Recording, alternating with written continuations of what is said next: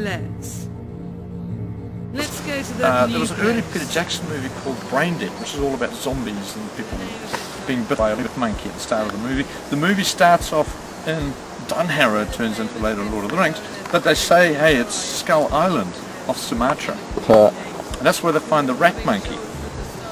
Now, in King Kong, where do they find King Kong? They find him on Skull Island.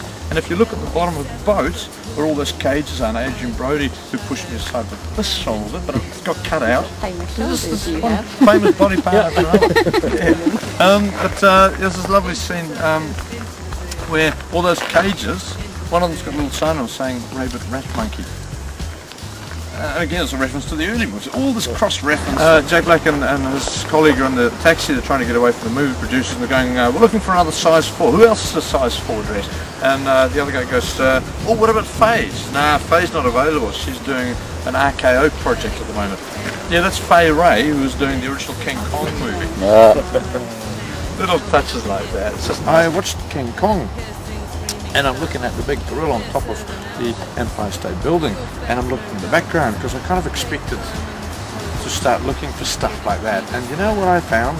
I found a skyscraper with 4 perfect points on all the edges. It's not black, but it looks somewhat Orphanc-like.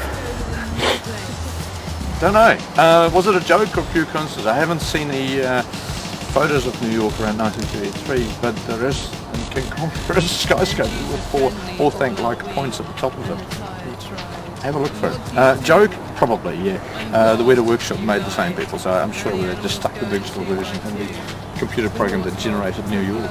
93,000 individually generated buildings in those scenes, by the way. They constructed this basically a virus program that just spread around the map of New York and grew all these buildings and memorised them.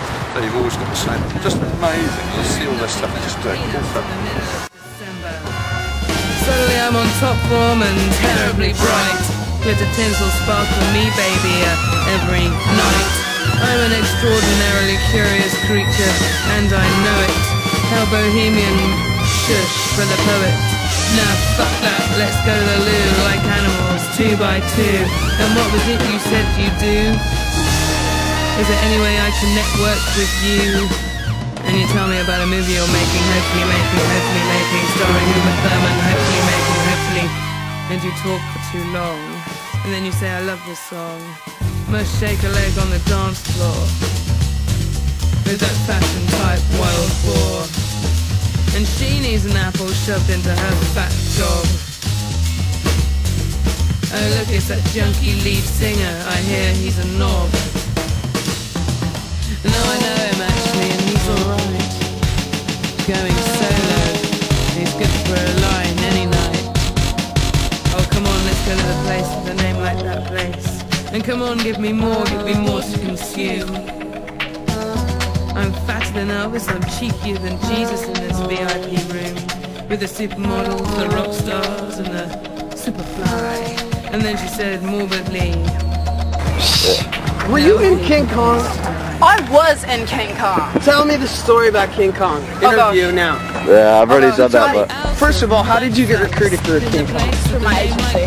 Through your agency. So you're with the talent agency. They were looking for locals in Wellington. No, black locals. Black locals. So it was ethnic centered. And how did you get the job? And what did you think? I got the job basically because of the colour of my skin. They needed native people that had acting experience and had good stamina and like the ability to move and like kind of get in touch with that nativeness. I remembered what I distinctly remembered, and why I focused in is because of this. You were in King Kong, and when they had that cinematography of just like crazy wildness on the cliffs and the rocks, when you know, you had, what's his name, Jack Black? Yeah. Jack Black. Did you meet him? Did you shake his hand? Yeah, I high-fived Jack Black and Adrian Brody, and I'm talking to Naomi Watts about McDonald's. About McDonald's? Yeah. Which hand did you high-five him with? My right hand. Can I high-five you? Amen. Look at that. Some of the residue will still be there, so... I know. I'm never going to wash this hand again, see? Smell it. Smell it. See if it smells like Jack Black.